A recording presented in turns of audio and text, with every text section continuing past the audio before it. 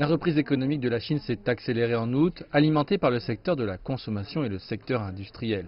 Les ventes au détail ont augmenté pour la première fois cette année en août de 0,5% par rapport à il y a un an, dépassant les attentes. La production industrielle a augmenté de 5,6%, elle est plus rapide qu'en juillet et mieux que prévu.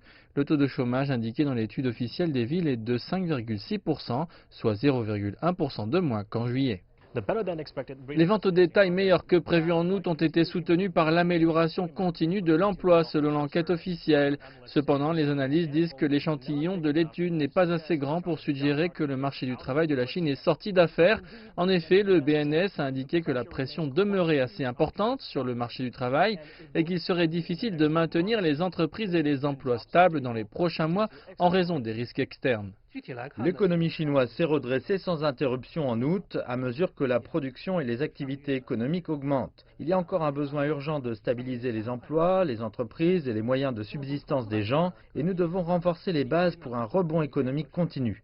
La Chine a récemment dévoilé un nouveau plan stratégique visant à stimuler la consommation intérieure et le développement technologique dans le pays.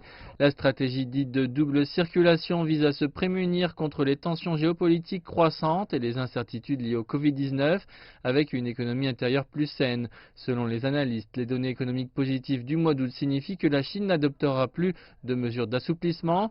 La Banque centrale gérera à la place les liquidités à court terme sur le marché pour maintenir les coûts des prêts stables pour les entreprises qui se remettent de la pandémie.